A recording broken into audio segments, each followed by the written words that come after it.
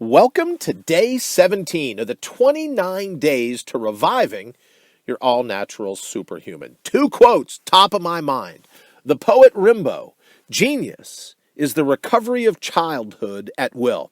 And the great Buckminster Fullers, "Everyone is a born genius, but the process of living degeniuses them."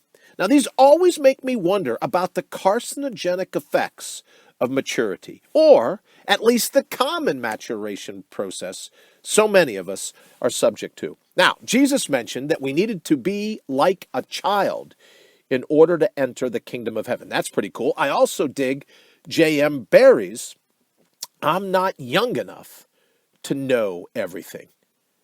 When did our heads get so hijacked? How is it that somewhere along the way, grown-ups got it all wrong? When did our muscle for amazement atrophy?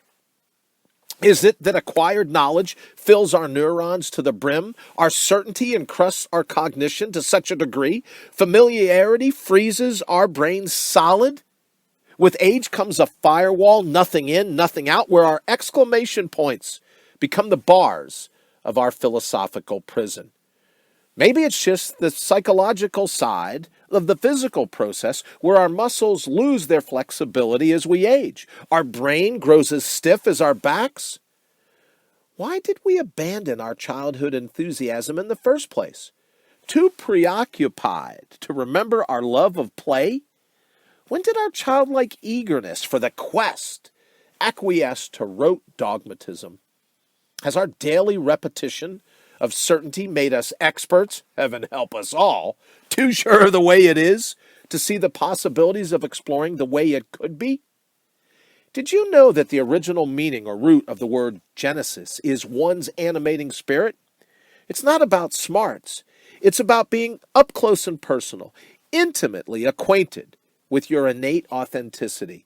If so, and I believe it to be true, are we closer to our genius in youth than we are in our more geriatric stages? And if that's the case, what does that tell us about wisdom? Maybe mental muscle memory robs us of our natural dexterity and the stretchiness of not only our sense of self, but our sense of what we can accomplish. Perhaps maintaining the perpetual wonder of youth is truly the way to go. Paul Hudson is spot on.